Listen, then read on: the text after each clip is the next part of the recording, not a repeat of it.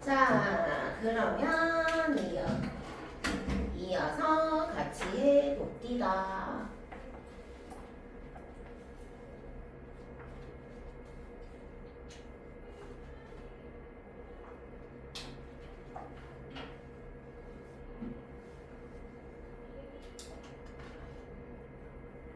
자, 그 다음에 얘가 약간 징징거리는 좀 포인트가 좀 나오는데 넉넉하지 아니하고 가난하고 천하기에 막된 마음이 절로인다 라고 되어 있습니다. 그러니까 이 마음은 어떤 마음이냐면 지금 얘가 넉넉하게 먹고 있는 게 아니고 가난하고 또 이제 식사가 천하다라고 얘기를 하는 거고요.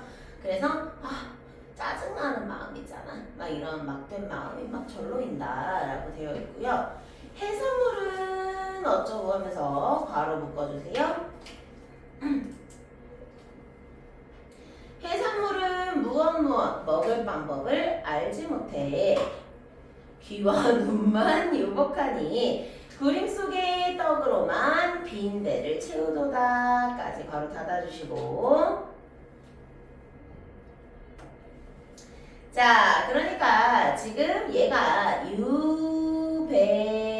유배지를 아까도 했지만 섬으로 왔다고 했잖아요. 자, 그러니까 이 유배지에서의 낯선 환경을 접한 거예요.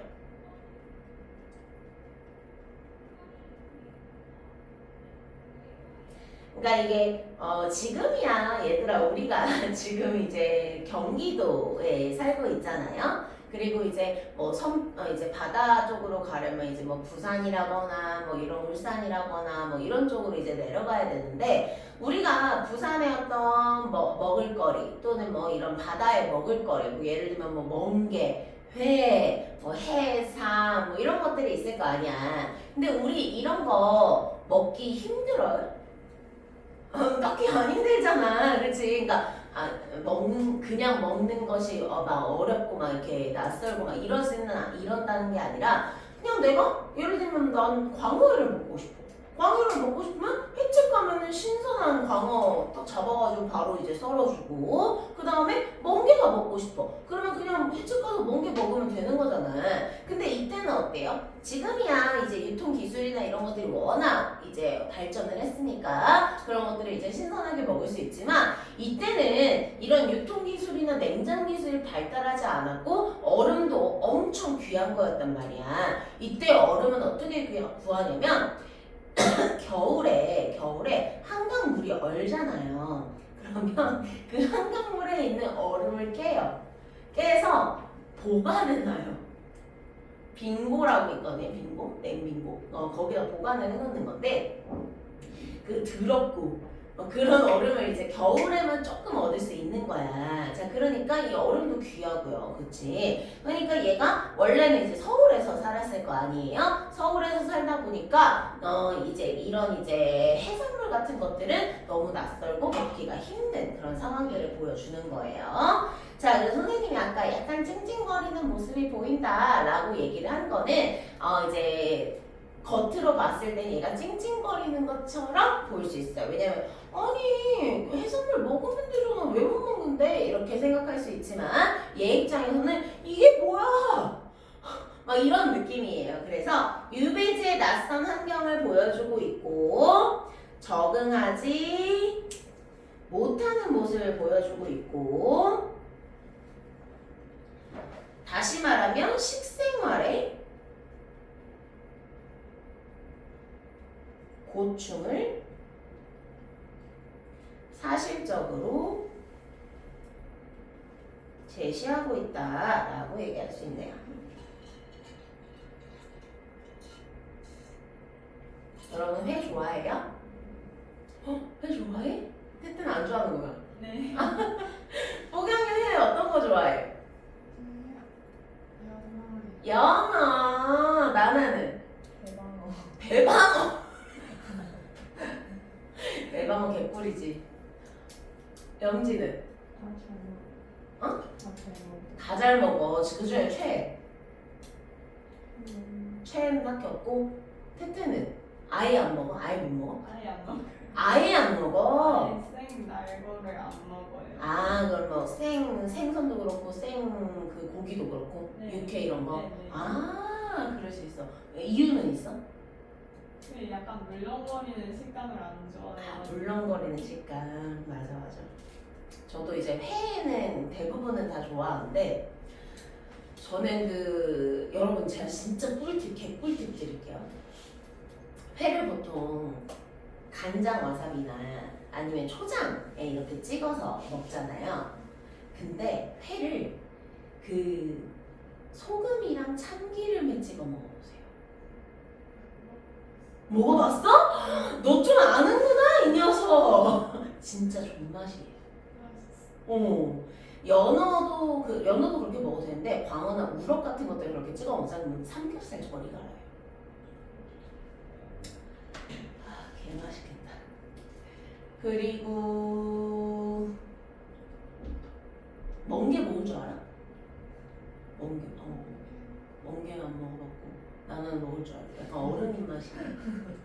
저는 외국에 갔을 때 진짜 힘들었던 게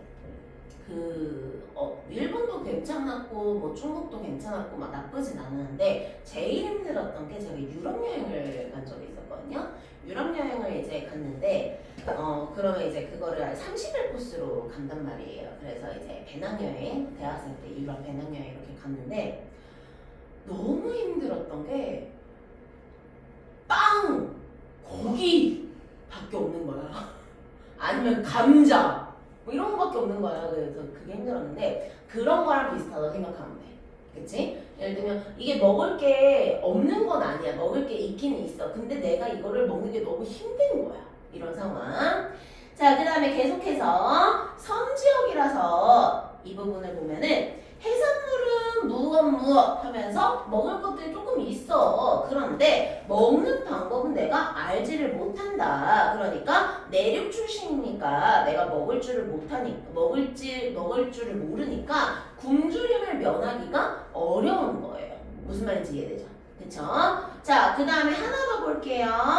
그림 속의 떡, 이거 뭐라 그랬지?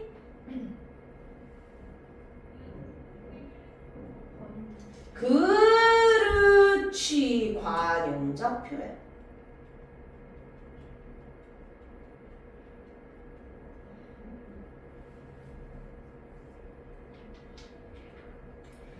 그 다음에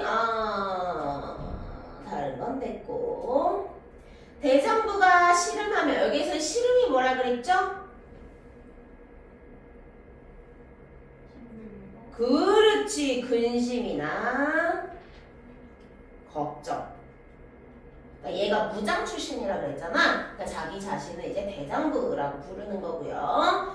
그 대장부가 근심이나 걱정을 하면 궁상이 일어난다 하니 가뜩이나 이런 중에 설상, 가상, 염려로다라고 되어 있습니다. 자, 어휘 정리 한번 해볼게요. 자, 여기 이경이라는 표현에다가 밑줄 쳐주시고 밤 9시에서 11시 사이를 가리키는 표현이에요.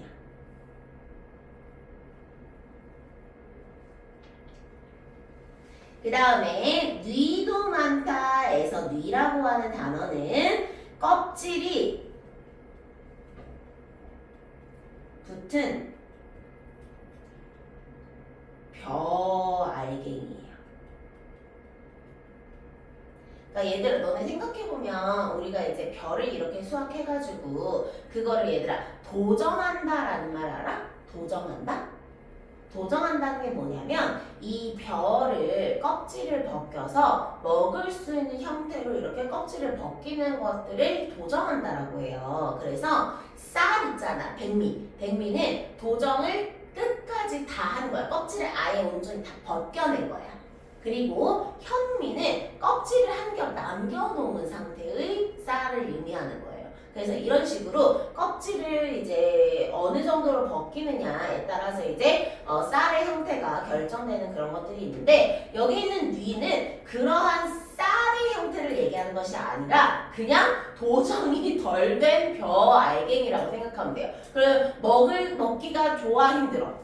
힘들죠, 그쵸? 자, 그 다음에 얘들아, 설상가상 이거 무슨 뜻이에요? 설상가상? 엎친데 덮친. 그렇지, 아유 천재예요. 엎친데 덮친다. 그러니까 힘든 일이 계속 더해진다 라고 얘기할 수 있고요. 아, 궁상 안 했다, 쏘리. 궁상. 궁상은 가난하고 딱함 이라는 뜻입니다. 무슨 말인지 이해되시나요? 네. 자, 그 다음에 또 중요한 부분이 나오네요. 돌이켜 풀어보니부터 바로 묶어주시고요. 돌이켜 풀어보니 내 몸은 부모님을 모셔야 할 처지로다. 이러하여 어이알이 혹 살아서 돌아가면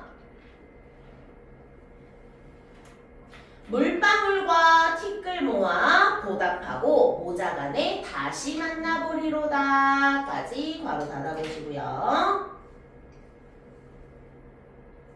자, 지금 얘가 굉장히 큰 고통을 겪고 있잖아요. 그쵸? 그래서 고통 속에서도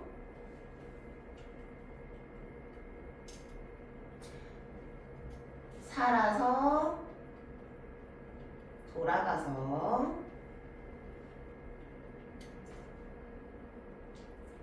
부모에게 뭐 하겠다? 보다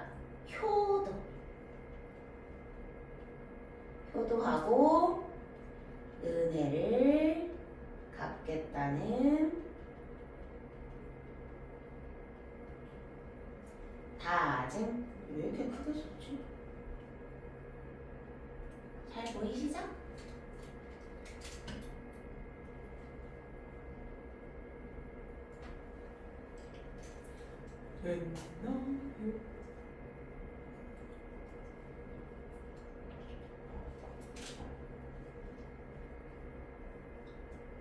좋아요.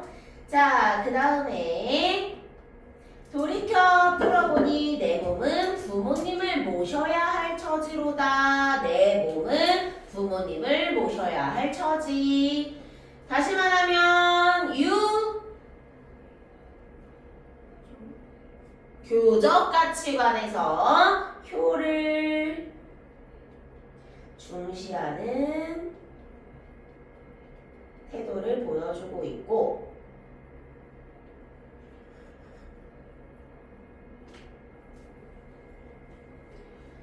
자, 그 다음에 이러하여 어찌어찌 혹 살아서 돌아가면 물방울과 티끌을 모아 라고 되어 있어요. 자, 물방울과 티끌은 엄청 거창한 뭔가 큰 막 그런 것들이 아니잖아. 물방울은 말 그대로 작은 물방울이고요. 티끌은 먼지 같은 겁니다. 자, 그러니까 작고 미력한 정성을 한 땀 한 땀 모아가지고 보답하겠다라고 얘기하는 거고요. 이해됐나요? 옛날에 학생 한 명이 내가 이제 가끔 이해됐나요? 막 이런 식으로 한단 말이야. 그러니까 그 고등학교 1학년 학생이 친했는데 갑자기 네 선생님 이러는 거야. 그게 유치원 때 배운 거지, 맞지?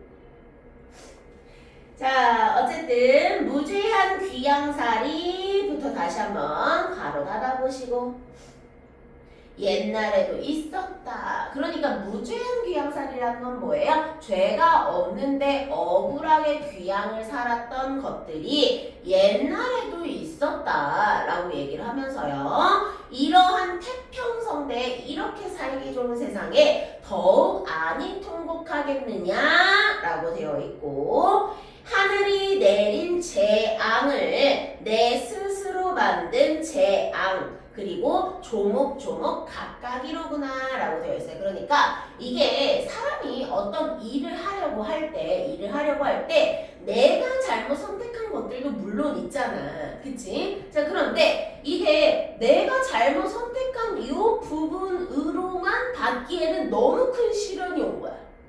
그치? 예를 들면 내가 발을 헛디뎠어. 발을 헛디디는 잘못된 선택을 했단 말이야. 잘못된 실수.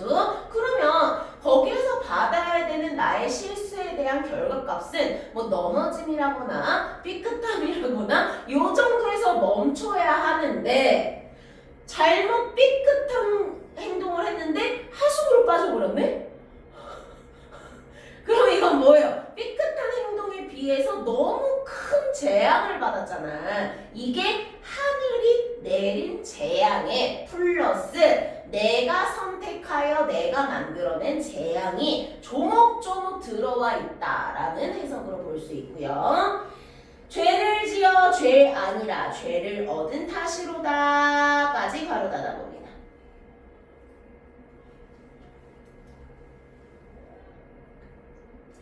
자, 그러니까 다시 말하면 얘가 능동적으로 내가 죄를 지음의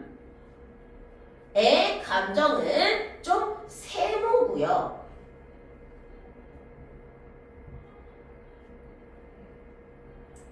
죄를 얻음은 동그라미예요.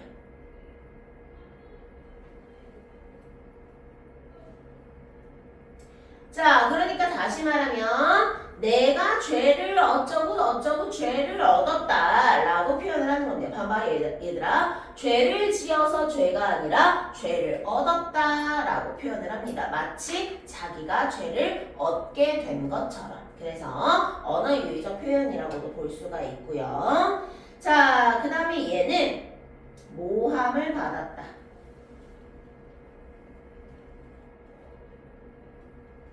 근데 태평성대.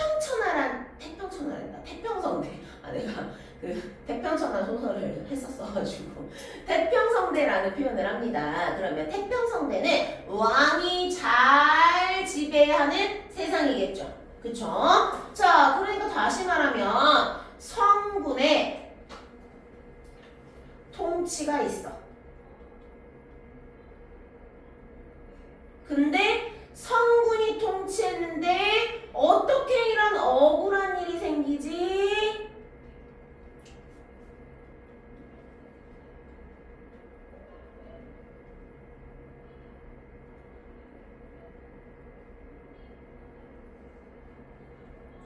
그래서 너무 억울해.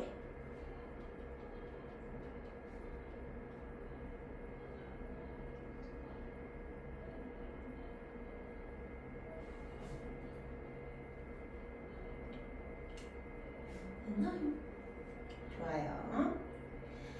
무제한 귀양살 다시 안으로 들어가서 무제한 귀양살이 옛날에도 있었다. 옛날에도 이런 억울한 일이 없었던 것은 아니다. 그런데 이런 태평한 세상, 태평성대를 만든 임금께서 이런 억울함을 알아주지 않으시고 나에게 이런 죄를 내려주셨으니 아니 통곡하겠느냐?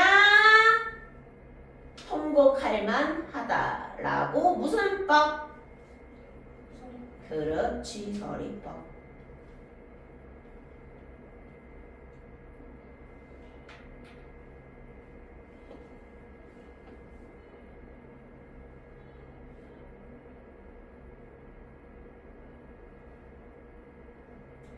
자, 계속해서 8만 집에 많은 사람 억울한 줄 누가 모르리. 공정하게 의논하면 설마 아니 풀려나리 라고 되어 있고요.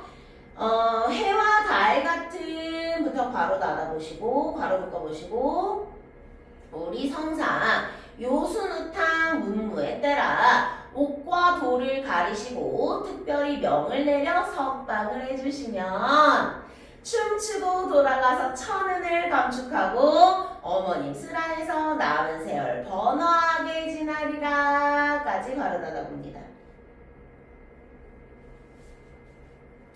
자, 얘들아, 여기에서 절대로 찍으면 안 되는 선택지. 임금에 대한 원망!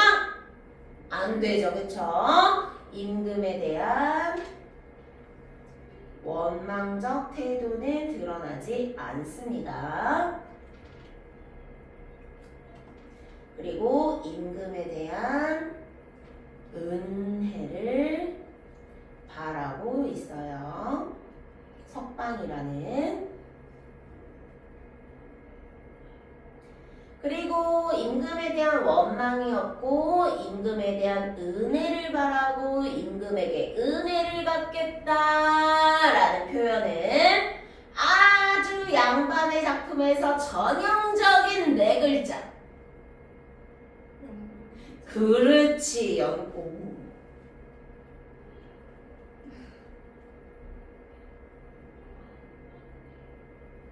너무 놀랐다. 너무 천재다. 자, 조금 더 안으로 들어가서 해와 달 같은 에다가 밑줄.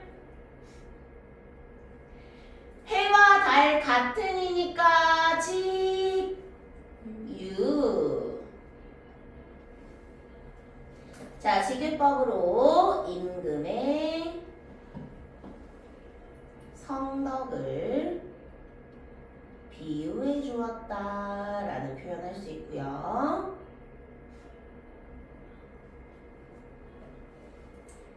그 다음에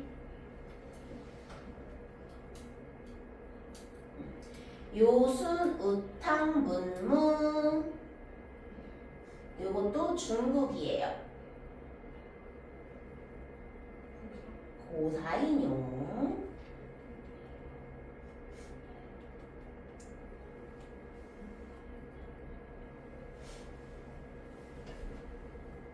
그 다음에 옥과 돌을 가리시고 라고 되어 있어요. 옥은 귀한 거죠. 돌은요? 하찮은 거예요. 자, 그럼 봐봐. 옥은 죄가 없는 자. 돌은 죄가 있는 자를 가르셔라. 특별히 명을 내려 석방을 해주셔라 라고 되어 있고요. 자, 그 다음에 석방 후에는 천은을 감축하고 어머님 어쩌고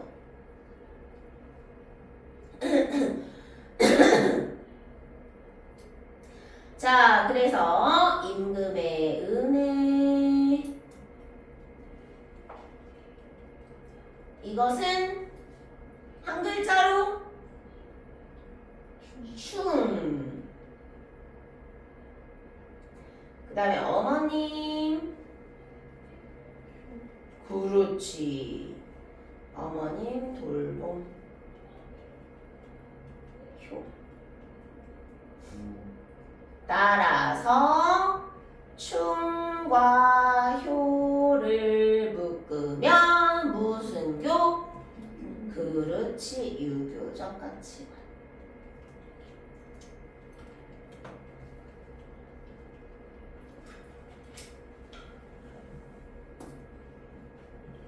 껄껄.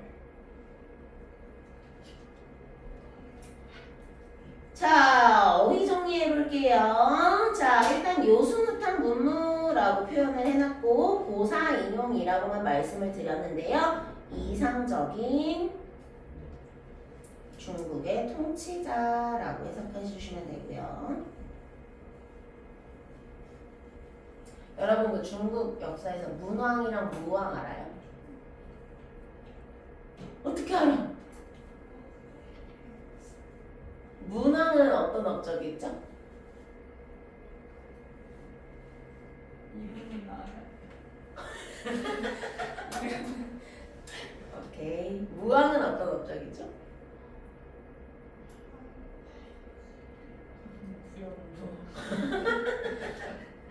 오케이, 뭐 그것까지는 알 필요 없고.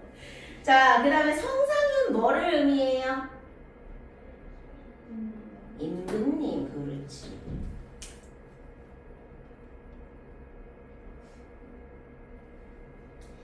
그 다음에 천은은 아까 했으니까 임금에 대한 은혜라고 해석해 주시면 되고요. 정리됐나요? 네, 네, 선생님. 자, 그러면 잠시만 기다려주세요.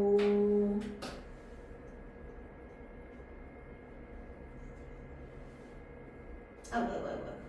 하얀아.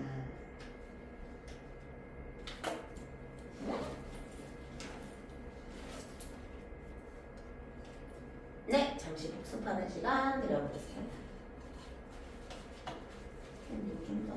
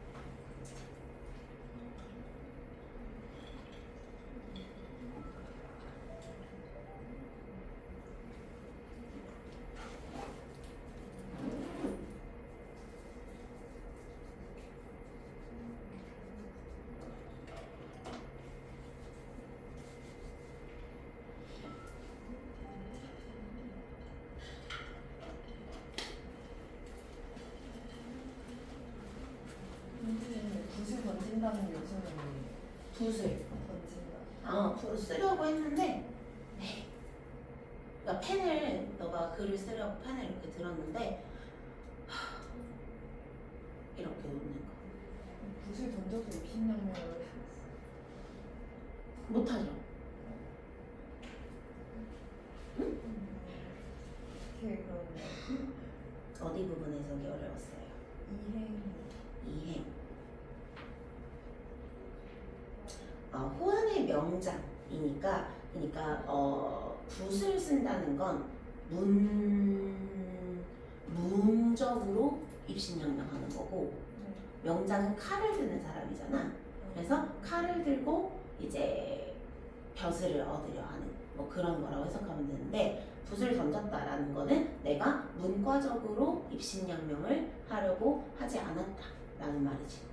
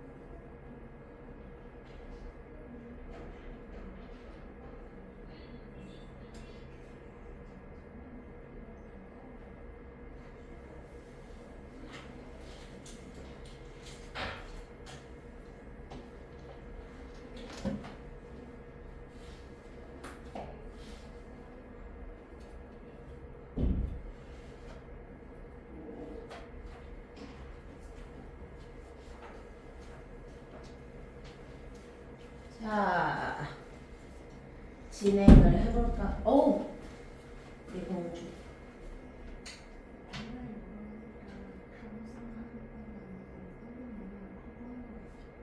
아니야.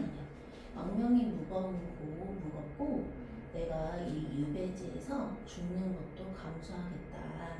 그러니까 망명을 어길 수 없어서 무겁고 내가 유배지에서 왔을 때 이제 유배지라고 하는 것은 사실 생적으로 굉장히 조금 압박받는 그런 상황이거든요. 그래서 죽는 것도 감수하겠다라고 얘기를 하는 거고, 그리고 이러한 엄청 극한의 고통 속에서 노목에 글을 올리고 붓을 들고 있는데 내가 막 너무 힘든 거야. 그래서 글자를 쓸 수가 없어 막 뿌행하고 울고 있다가 저 편안하세요라고 막 이렇게 못 쓴다는 거지.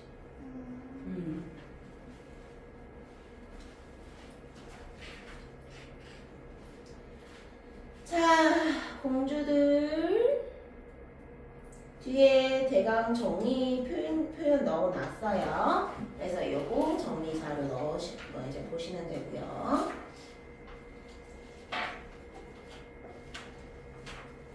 넘어가 보아요.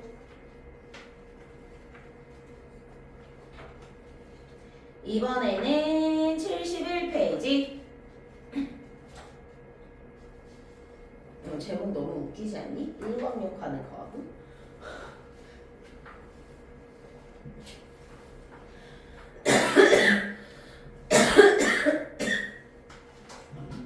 자, 일광욕하는 가구라는 지문은 기본적으로 좀 소외된 얘기라고 해석하시면 돼요. 그래서 소외된 존재들을 그냥 외면하는 것이 아니라 이렇게 끌어안는 그런 연민적인 마음, 배려적인 마음이 담겨있는 작품이라고 해석을 하시면 되고요. 자, 첫 번째 부분부터 볼게요. 지난 홍수가 났습니다. 홍수, 아이고 파란색 왜 나와? 홍수.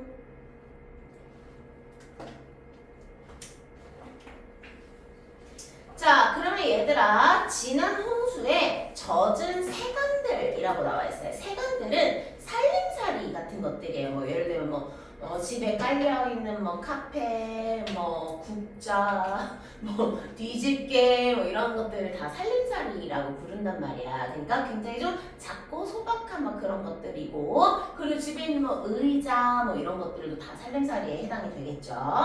자, 그러니까 근데 얘들아, 너네 생각해봐. 내가 의도적으로 뭔가 청소를 하려고 그거를 닦는 거는 상관이 없는데, 홍수가 났다는 건 집안에 더러운 빗물들이 막 쏟아져 내려온 그런 상황인 거잖아. 그러면 이 살림살이들은 좋은 거야, 나쁜 거야? 나빠진 거야, 그치? 자, 그래서 홍수는 고난이나 시련 같은 것들. 자, 그래서 화자가 자기 집에 있었던 이 새간들 있잖아. 이 새간들을, 살림살이들을 골목 양지에 이렇게 내다 놓고 햇살을 쬐도록 갖다 놓은 거예요. 자, 그러니까 다시 말하면 이 부분에서 우리가 알 수 있는 건 뭐예요? 홍수라는 시련을 겪은 이 화자의 살림살이들을 화자가 햇빛을 쬐라고 밖에다 널어놓은 거잖아. 빨래처럼. 자, 그런데 얘가 어떻게 표현하고 있어요? 새간들이 햇살을 쬐고 있다라고 표현하고 있죠. 그치? 마치 새간들이 안녕하세요. 저는 가구입니다. 햇살을 쬐러 가겠습니다 하면서 이렇게 나가는 느낌이잖아. 자, 이거를 무슨 법? 그렇지, 의인법. 안녕하세요. 저는 새간입니다. 자, 그 다음에 골목 양지에 앉아서 햇살을 쬐고 있고요. 그러지 않았으면 햇볕 볼 일 한 번도 없었을 늙은 몸뚱이라고 되어 있어요. 자, 얘들아, 가구들을 늙었다, 몸이 있다 라고 표현하는 것도 기본적으로 그렇지, 의인법.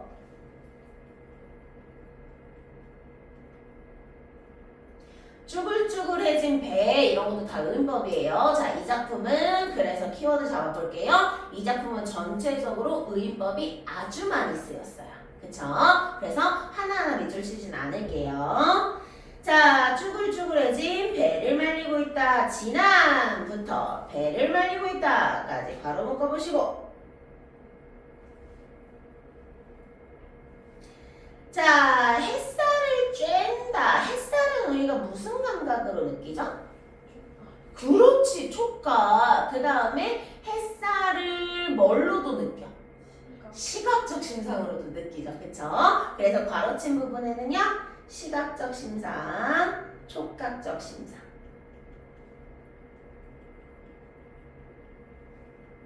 들이 모두 쓰였고요.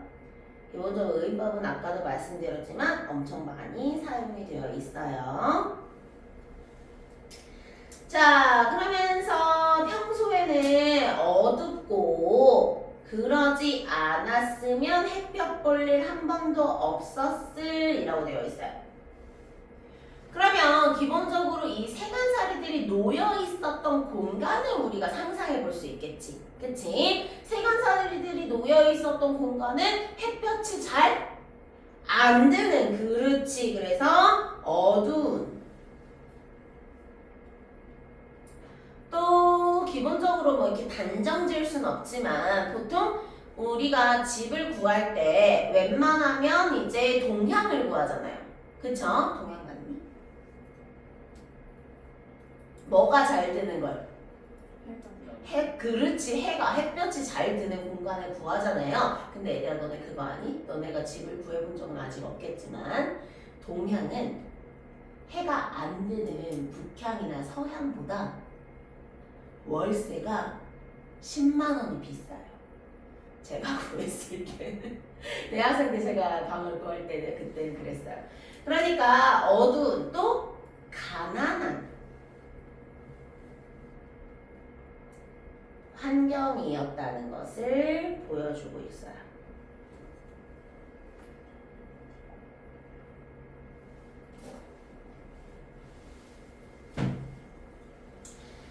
자, 그 다음에 긁히고 눅눅해진 피부 밑줄 등이 굽은 문짝 사이로 구멍 뚫린 퇴행성 관절 들이 삐걱거리며 엎드린다 라고 되어 있습니다. 괄호 묶어볼게요. 의인법 많은 거 이제 보이지 얘들아? 오케이. 자, 지금 상처 입고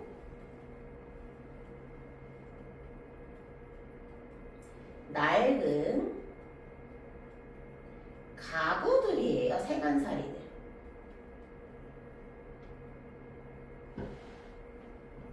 를 늙고 병든 인체의 현상으로 옳지 비유해 주었다.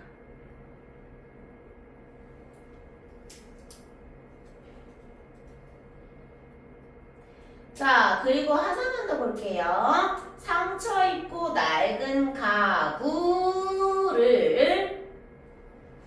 외양 묘사처럼 얘기해주고 있고요. 여러분은 오래된 것들을 사랑해요? 아니면 새로운 것들을 사랑해요? 오래된 거. 염지는? 새로운 거. 나는? 새로운 거. 태태는? 새로운 거. 좋아요. 나도 새로운 거. 근데 다만 여기에서 이제 새로운 것들을 사랑한다, 오래된 것들을 사랑한다를 약간 이렇게 잡아주면 어때요? 예를 들면 새 핸드폰 당연 제일 좋지, 그렇지? 새 노트북, 새 태블릿 이런 것들은 너무 좋잖아. 근데 어릴 적 친구와 찍은 사진 이런 것들은 어때요? 오래되어 있죠. 근데 오래됐지만 소중하잖아요. 그쵸?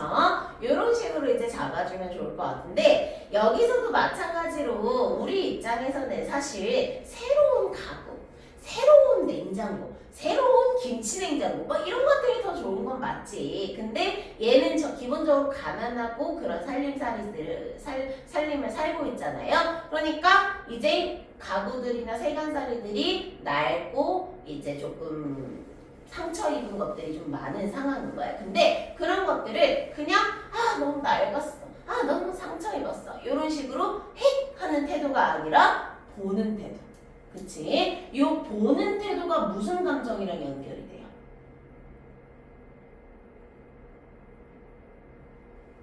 이응 미응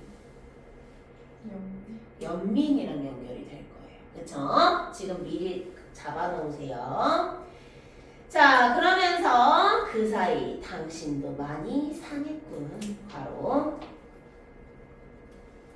진한 햇살 쪽으로 서로 몸을 디밀다가 몰라보게 야윈 어깨를 알아보고 아른 채 한다. 살 데일라 조심해 하면서 몸을 뒤집어주고 작년만 해도 팽팽하던 의자의 발목이 절룩거린다 라고 되어 있어요.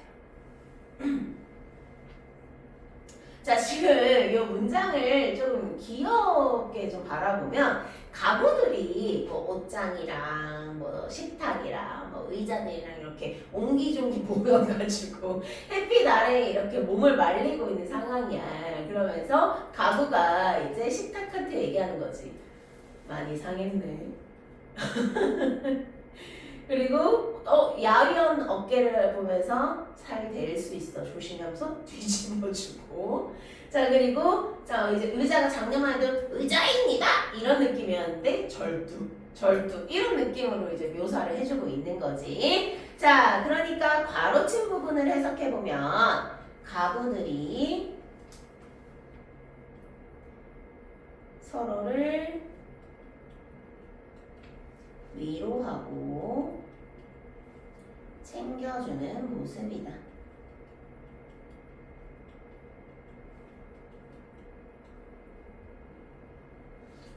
정리되나요?